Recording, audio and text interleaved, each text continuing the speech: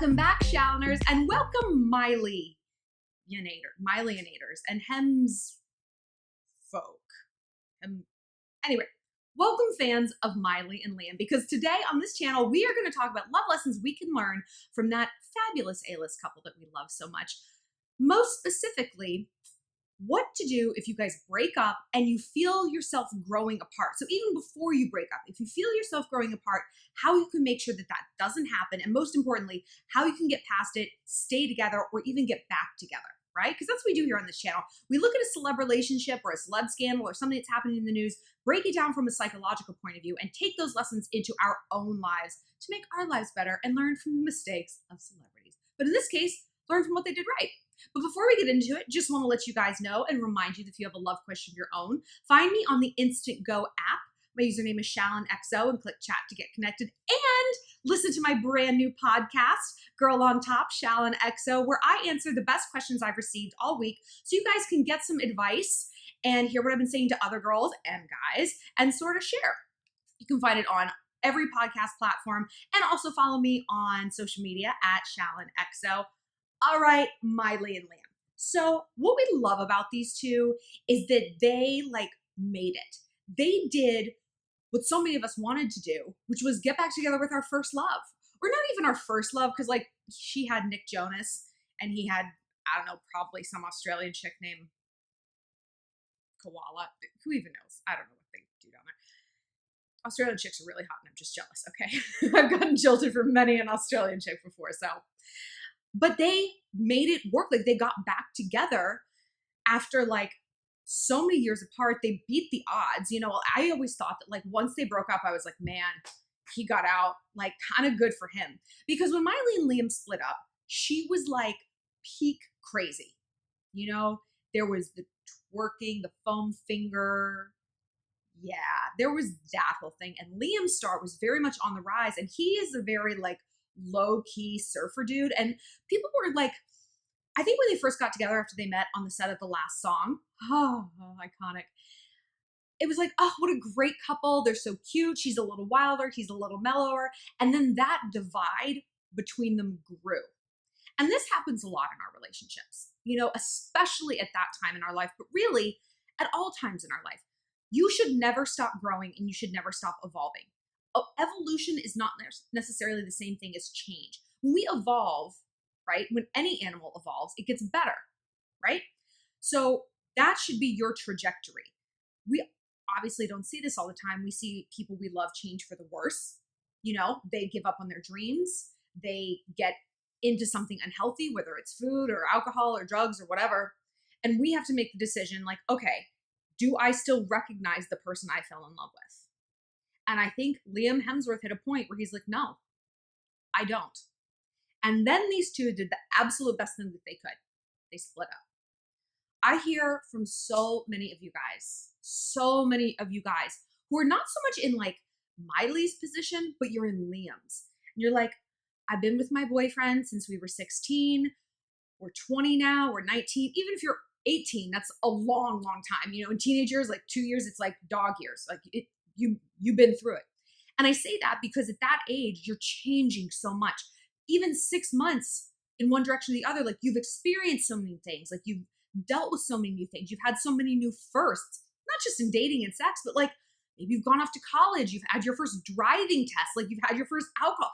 There's so much that's happening that really all of that evolution is happening at a greatly accelerated rate that you don't see when you're an adult. You know, you still evolve, but it's at a much slower pace and it's much more intentional. You know, it's not just happening to you. I'm not just going off to college next year because that's what everyone else is doing. And I'm doing that. It's any sort of development I have to take upon myself, which is another thing. You know, you grow older into an adult and you see that people aren't evolving. They aren't growing. They aren't changing. And that's a red flag too. That's a reason to break up and take a step back as well. Let's stick to Liam and Miley. So I think, yeah. So I hear you guys saying it's okay, I've been with this boyfriend forever, and we're just he's just either in extreme cases he's gone off the deep end, he's into drugs, he's with a crowd I don't like, he's dropping out of school, blah, blah, blah. Or it could be the opposite. It's he's so focused on his homework, he's so focused on work, I just feel like there's no room for me in his life. Or it's something as basic as, I just don't feel that spark right now. I don't feel it anymore. We're best friends, but we don't feel like lovers. Life is short. This is true. But it is long AF when you're in a relationship you don't want to be in. It's like a job you don't like. Your job could be perfectly fine for somebody else, right? Like somebody else, they'd love your job. They'd be thrilled. It doesn't work for you. And we acknowledge that with jobs, right? We don't have this emotional guilt component. It's like, well, I should stay here. I don't know. This job has been with me for so long. I mean, we do, but not to the degree that we do with romance. And I hear it in your voice when you guys talk to me. It's like, how could I leave him? I love him. But, and the other half of that sentence that you guys never say, that I say for you, is it's time for me to move on. I need to grow. I need to spread my wings, and I need to see what else is out there in the world. And it's not even about sex or dating half the time. You know what I mean? I just read Cosmo's new issue with Emma Roberts on the cover, and I find her like mostly kind of unlikable. She just seems very, bitchy. She seems like icy and bitchy. And, maybe she's not even acting. Maybe they just like put her on set and she's like, what? And they're like, roll tape. This is exactly what we need. But it was interesting because she just broke up with Evan Peters. They had an incredibly toxic relationship. She would like beat him up. I think he beat her up. They were just so Bobby and Whitney. But anyway, she was saying that like now she gets to decide what to do with her time. And the interviewer put just in parentheses, like her own thoughts. She's like, you don't realize how much of a relationship is waiting for the other person to eat dinner. And I was like, oh my God. It was like the most epiphany moment for me. I was like, yes, it's those little things. It's those micro decisions that you give up in a relationship. It's like those micro compromises that you're so used to like making that when you don't have to take someone else into account, are they going to like this? Or should I wait for them to do that? When you could just do whatever you want, it's unbelievable who you become. I'm not saying you become a completely different, like 180 version of yourself, but it's like, it's crazy how much more fulfilled you can feel. Right now, I'm going to Italy soon. I'm going to Italy next week. And I get to spend like 2.5 days in Rome by myself because I'm meeting up with it's a press trip. So I'm going on like this meeting up with the group. And I'm like, I don't have to ask anyone, do you like this hotel? Well, what should we do this day? Well, should I pack this? What are you bringing? I can do whatever I want. I'm going to take a day trip on my way back to Lake Como because I can. I don't have to check with anyone else. See if they're tired. What do they want to do? I can do anything I want.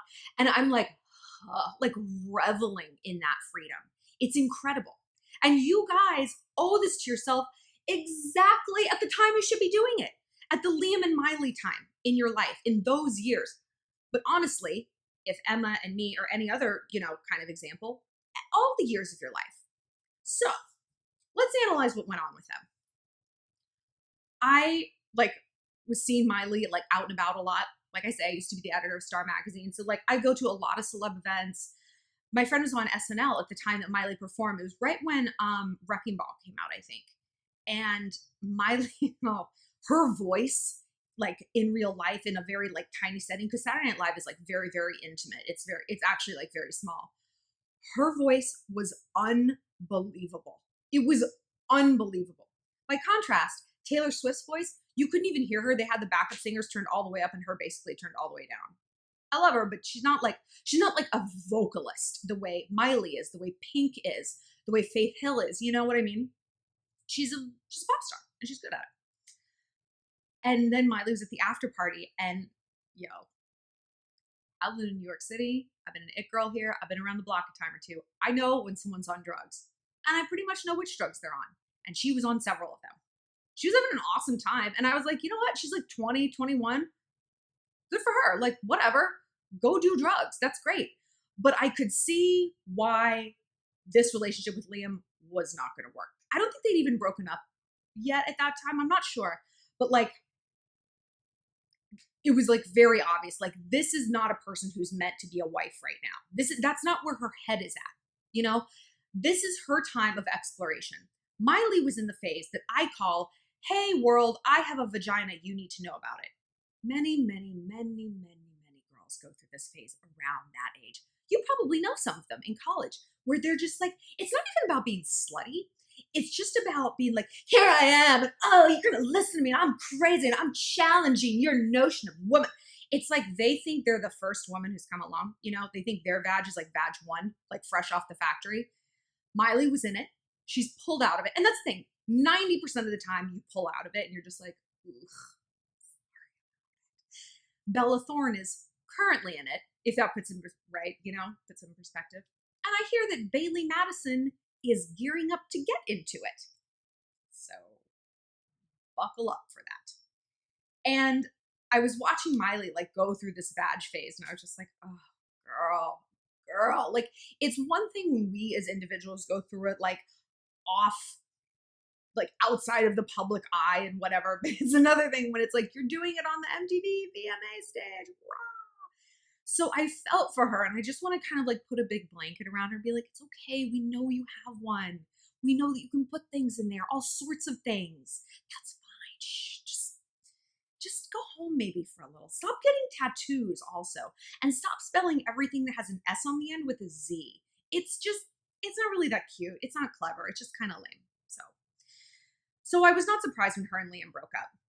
And then she started dating Patrick Schwarzenegger, who I can only assume was in sort of his vag phase. Do you know what I mean? Like, he was like, fuck you, mom and dad. I'm going to go be with the wild girl. Like he needed to break out of that preppy dude mold. And actually, this is like a whole other video I could do. Preppy guys are like, they're like people who come from a very religious group, like Jewish guys, Muslim guys, super Catholic guys, which a lot of preppies are. They have their like year of wild where they like, not slum it certainly, but they date outside of like what's expected of them. And they fall for these girls, but in the back of their mind, they always know they're going back to what they know. They're going back to what they know. They're going back to the Jewish girl, the Muslim girl, the Catholic girl, the preppy girl. That is what's expected of them. And most people aren't very rebellious on a grand scale. They'll spend those few months that year being like, whatever, I don't care about anything. And their parents like, you get back. And they're like, all right, well, yeah. Because that's just what they know. That's familiar to them. They're essentially studying abroad in their own life. You know what I mean? And so I feel like that was Patrick's kind of like wild vag phase study abroad. And then he's dating a girl. Who's he dating? Like Abby Champion, someone like that. It was, par for the course, blonde, tiny, USC, blah, blah, blah. So that's much more his speed, Miley, on the other hand, got her yayas out, kind of settled back. All right, the badge, okay. And it seemingly overnight started to look exactly like her mother. I swear to God, every time I see a picture of her now, I'm like, is that her mom or her? Like, sometimes I cannot tell. I don't know if her face is, I don't know what it is, but she is now her mama's little clone. It's weirding me out. And then, again, they did the smart thing. They both kind of went their separate ways. Maybe they took some time. Maybe they talked. Maybe they didn't. I highly advise you do not talk a lot. Highly advise. And then they came back together and reassessed and probably fell in love with each other all over again. Because what they probably found was the core person that they fell in love with initially, plus all the other knowledge that they had gained during their time apart. Miley has she's lived, girl, she has lived between then and now. And so I think she has walked away with so much more self-awareness about who she is, what she wants, where she wants to go in life, her career, like what her boundaries are, who she's cool with, who she's not. And I'm sure that he has too. And so you come back together so much more of a whole. Not just a whole, because I always say you can't be half of a whole if you don't know what half you are. You really need to be your own fully formed person. But a fully formed person intentionally. We can be fully formed people at like 18, as best we know how to be fully formed, but the things that we've experienced aren't necessarily intentional. We're victims, and I don't mean that necessarily in a bad way, but it's like we're a product of our group of friends that we just happen to be at school with, of our the town our parents chose to live in, of the college we got accepted to. You know, things are like happening to us and we have choice in it, certainly, but not as much as when you're an adult, where you can decide where you live. You can decide precisely who you see on a day-to-day basis, where you work. If you ever want to think about algebra again for the rest of your life, which I do not, and you know what? I don't have to, ever. I don't have to for the rest of my life, and it's incredible. I gotta tell you.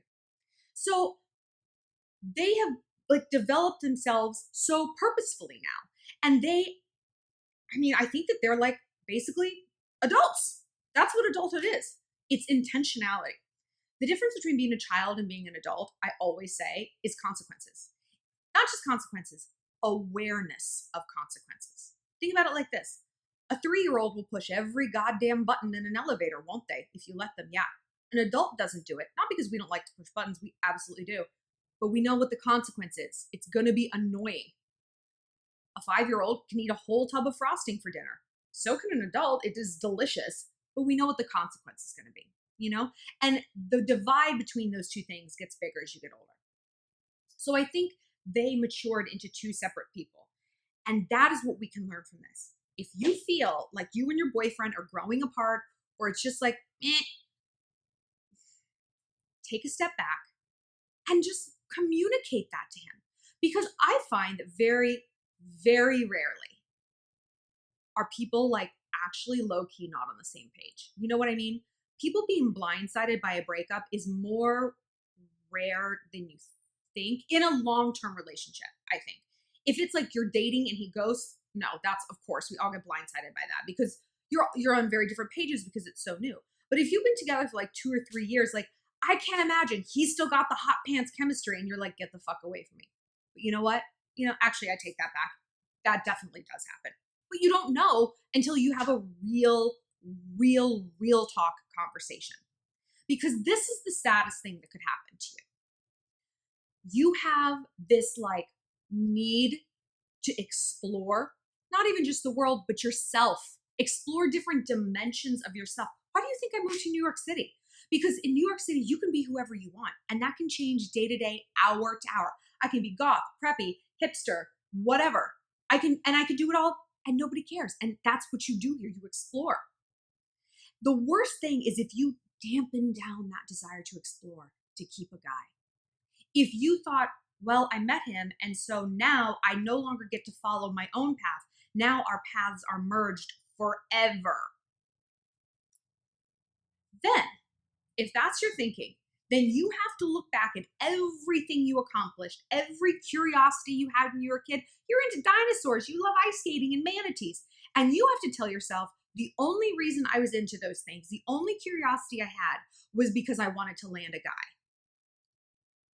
I mean, logically, yes, because you think now that you have one, all of that curiosity has to stop. Therefore, everything that you did was to get to this point, and now the journey's over. The road is done. This is it. This is where you are, is where you're going to be forever. And honestly, a lot of people do that. I see people like girls in small towns that get married when they're 21, 22, and I'm just like, holy shit. And then they have kids, and it's like, girl, you're done. Like you're not done, but like it's so much harder to step back and explore yourself and explore the world when you have a husband and kids to think about. Like that, those two things do not go hand in hand. The reason I haven't settled down in that way is because I'm not done exploring yet.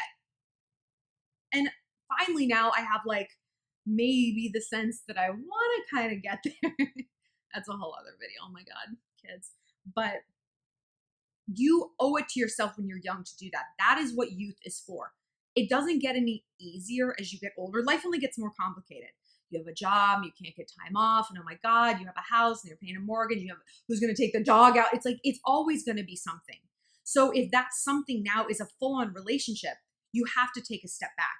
And ironically, the taking the step back and the letting go is what will enable you guys to get back together. I've done a video on this several times that like, if you want your boyfriend back, you have to make a clean break. Nobody wants to hear that.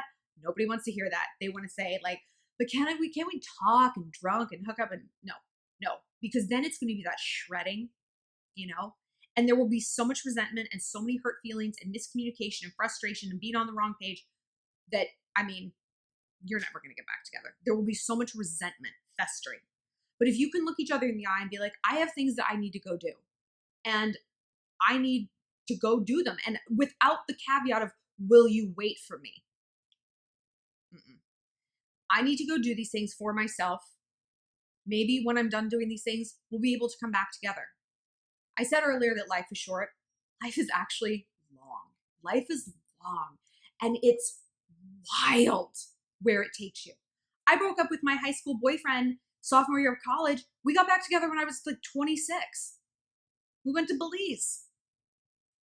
You know, you really don't know. So don't burn the bridges. Don't take it to the bitterest of bitter ends because you're afraid of making a mistake and afraid of letting go and thinking it's the wrong thing. Put yourself first. Focus on your needs. When you can meet your needs yourself, you become the most dateable person on planet Earth. I am fighting guys off with a stick because I don't need them. I like them and I want them, but I don't need them to complete me. I'm not afraid to be without them. And that's magnetic, and they hear that and they know that and they sense it. This outfit was a bad choice. It's like I could shake my shoulders and be completely off. How very Miley. Maybe it was a good choice. So try that before you break up and before you tell yourself that if I leave him, he's gone forever. No, girl. No. Life is long.